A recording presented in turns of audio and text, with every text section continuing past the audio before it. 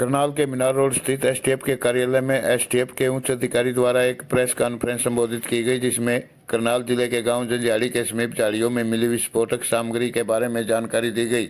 इस मौके पर करनाल के पुलिस अधीक्षक गंगाराम पुनिया भी मौजूद रहे।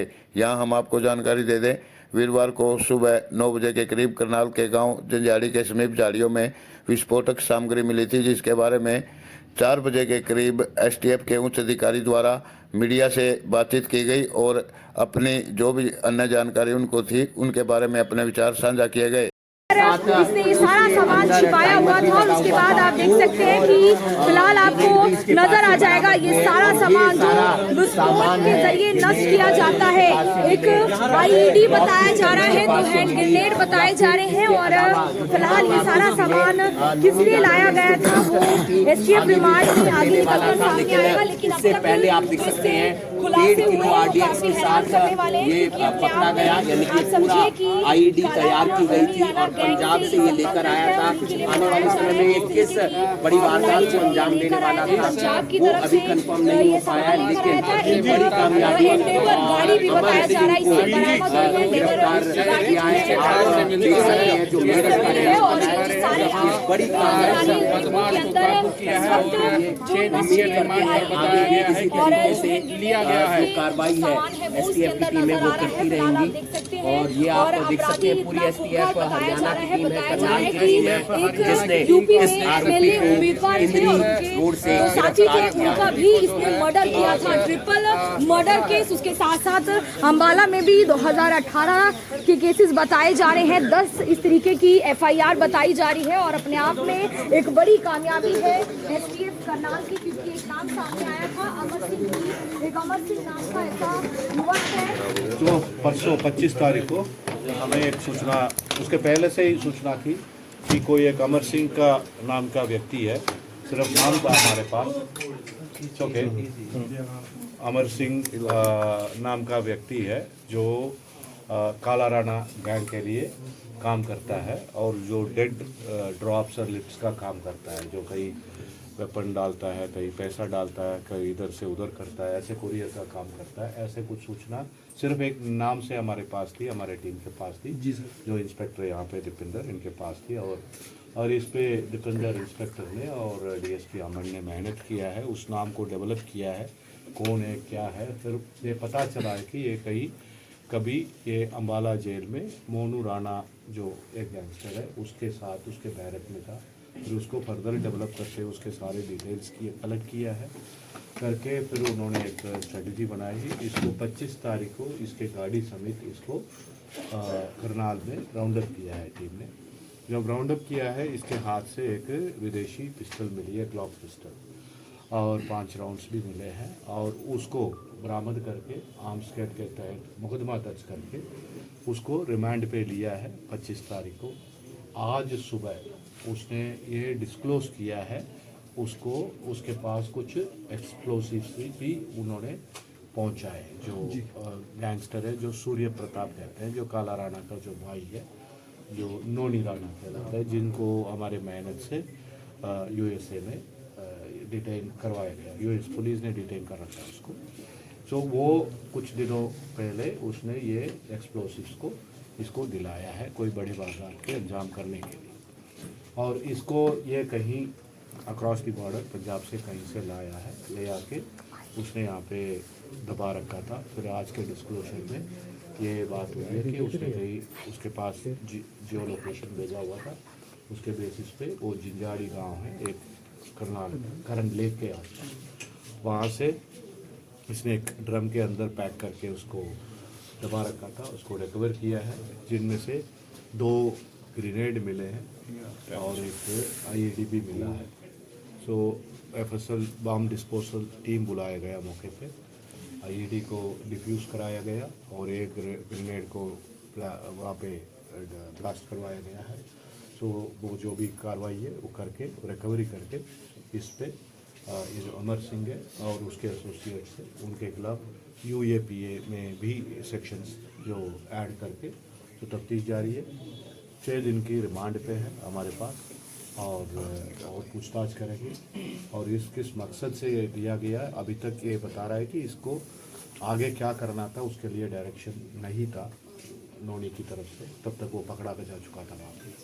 सो फर्दर डायरेक्शन इसको नहीं मिले, सो जो हमें हमारी उम्मीद है वो भी जल्दी आ जाएगा। कितनी देर पहले से ये पूछताछ करेंगे और तो आगे क्या करवाना था इनसे वो तफ्तीश के दौरान। कितनी देर पहले सर इसने रखा था ये यहाँ पे? ये मिनिमम 15-20 दिन पहले बता रहा है, लेकिन वो आ जाएगी इन्वेस्टिगेशन। करनाल ही सर टारगेट क्यों किया गया? करनाल में ही कुछ था?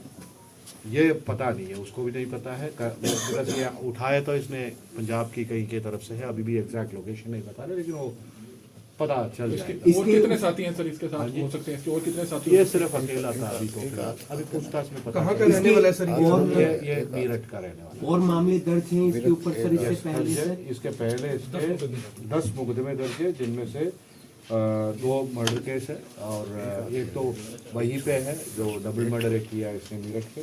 इसके अलावा 18 में ये मोनू राणा के साथ मिलके kidnapping for ransom and murder वो भी एक केस किया है। उसके अलावा एक डकैती का केस है। वेपन इसके अलावा छोटे छोटे केसेस और भी है। सो 10 मुकदमे इसके खिलाफ दर्ज है। ये 2 मर्डर और डकैती बड़े केस। वेपन कहाँ से आया सर इसके पास जो वो आपको? पूछताछ चल रही है। अम्बाला में ये किसके साथ था सर? अम्बाला में मोनू राणा कितने दिन के रिमांड पे है सर ये? 6 दिन के। मोनू राणा इन्वॉल्व दैट जो पहले से मोनू राणा भी इसके साथ इन्वॉल्व था सर। मोनू राणा के साथ इसके बैरक में था, तभी ऐसे ही वो ये काला राणा और ये नोनी राणा को इन्वॉल्व था, मतलब वो संपर्क। हाँ, वो दोस्ती वहीं से हुई थी। सर जिन लोगों से फिरौती ये लोग मांगते हैं, क्या उनमें से कोई टारगेट पे था या टेररिस्ट एक्टिविटी है, क्या है? चलिए अभी कुछ हम कंप्लीट नहीं बता सकते। देखो बाकी वेपन आना तो गैंगस्टर एक्टिविटी बता सकते हैं, लेकिन आईईडी आना और ग्रेनेड आना तो ये नॉर्मल बात नहीं है। और हमेशा ये यहाँ से नहीं आते, तो कहीं आउट से पंजाब की तरफ से बॉर्डर से ही आते थे।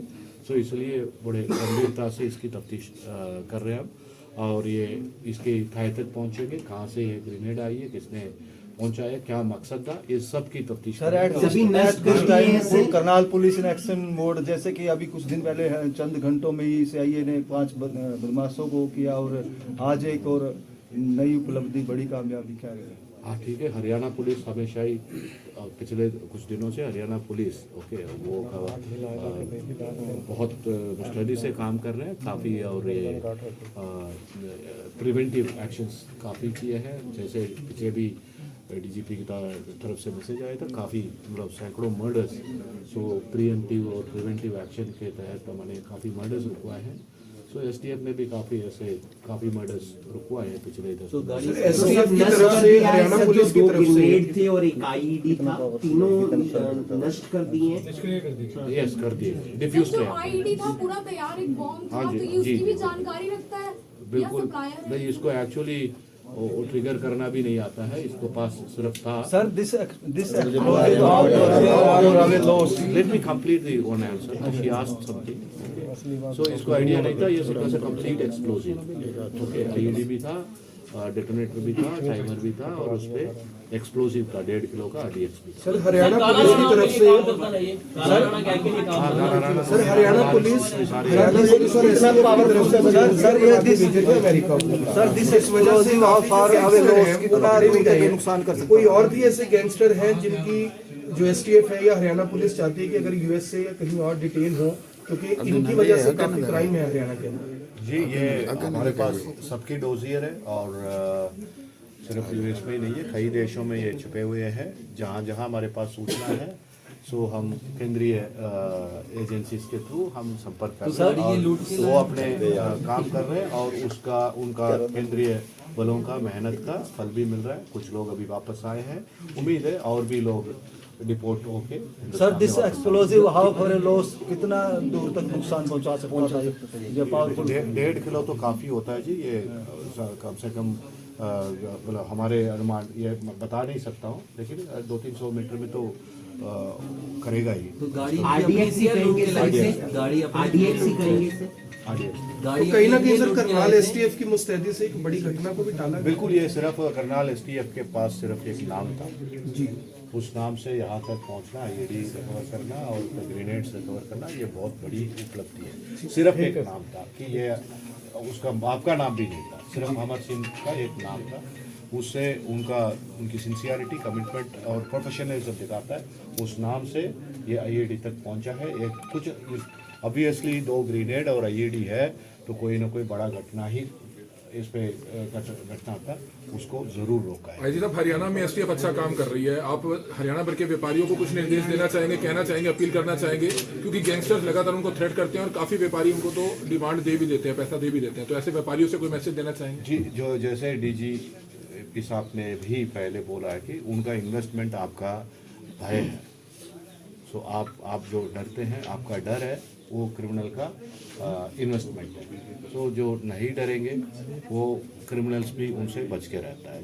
जो डर जाते हैं उनसे वो भी थोड़ा हेवी होते हैं। लेकिन वो आप देख रहे हैं जैसे जो क्रिमिनल्स को भी पता है, और मैं व्यापारियों से ज़्यादा जो बच्चे, कुछ जो नौजवान बच्चे इनके साथ उस उम्र के कारण या कुछ गलतफहमी के कारण जुड़ जाए, तो उनको ये चेतावनी देता हूँ। तो क्रिमिनल्स के खिलाफ जहाँ मर्जी जाए, तो किसी भी देश में जाए, उसको वापस आना पड़ेगा। हरियाणा पुलिस को सामना करना पड़ेगा।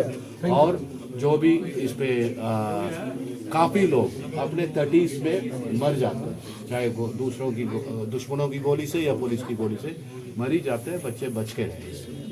Thank you.